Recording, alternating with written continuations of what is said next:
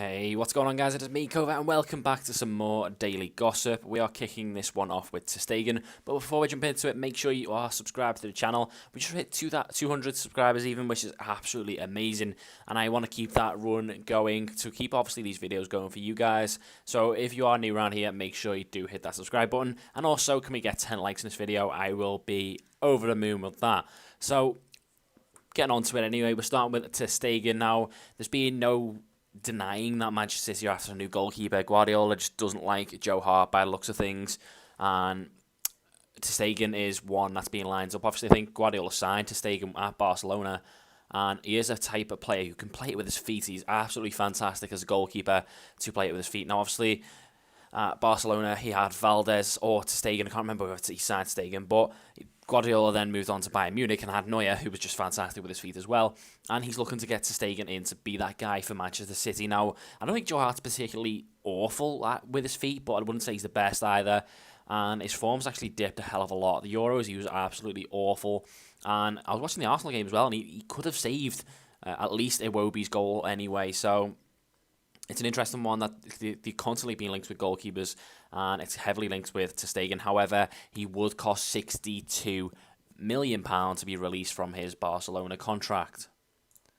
Next up is Michael Keane. We featured this one ages ago with Leicester going in for him, and they're ready to go back in for the Bailey centre-back with a £17 million bid. Obviously, they see him as like a kind of a long-term option because Robert Huth and Morgan are both in their 30s, so they're looking to try and build for the future as well, Leicester, which is very, very clever. Next up is Antonio Valencia. He is on the Galatasaray wanted list. They are ready to pay, around the $2 million mark for Valencia, which would be a good sign. And for $2 million, you wouldn't really argue with that. A lot of Prem clubs would still be happy to take him. Next up, it is West Ham. They are finally solving their left-back problem with this guy. This guy is called Fuka Arthur Musawaku. He is currently playing for Olympiacos, and he also obviously a left back, as you can tell on the screen, which will kind of solve the problem that West Ham have had for a very, very long time. Not sure what the fee would be for this guy, but they are very, very close to announcing it, basically. And his stats look really, really good for a non-rare 75 gold. For all you guys interested in FIFA, that is actually quite good. So looks like they're finally, getting at least some cover for Cresswell. Next up, another player on Galatasaray's wanted list, and that is Schweinsteiger from Manchester United. A fee of about 2.2 million, so a combined fee of 4.2 million for Schweinsteiger and Valencia. If they can pull those deals off, would be absolutely great. Obviously, Manchester United just looking to lower their wage bill and get some deadwood away from that squad. Now, Valencia actually played right back in the Charity Shield, so whether he's going to feature or not, I don't know. It depends whether Man U sign a right back or not. Next was Benteke. Just a little bit of an update. His agents came out and said there's been no offers so far. So contrary to what we've been reporting on in the past and what other papers have been reporting on, football websites, there's been no offer for Benteke so far. However, Besiktas are interested still, and they would either make a £21.5 million bid, which is quite low considering what Liverpool want, or they will try and get him on loan.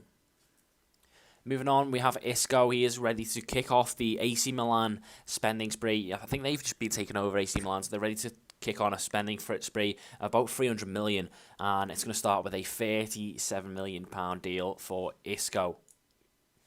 Wilfried Zaha is up next, actually, and it's because Lazio are considering a move for the winger. Obviously, Lazio have had English players before, i.e. Morrison, and, you're going back time, but Gascoigne as well played there. So let's go for Zaha. I don't know. I don't really see it. Maybe it's a replacement for Candreva, who they may possibly lose. I don't know if that's a done deal. Actually, Candreva may have left, but they are looking for another winger. Mitrovic is next up. He will be sold by Newcastle, is what I'm hearing. Obviously, Newcastle just signed a player and a striker. They're ready to get rid of Mitrovic. They've got Dwight Gale instead. I don't see Mitrovic being the star man anymore. Now, he's a bit of a hothead. I think that's why he's actually going. I just don't think Newcastle can rely on him.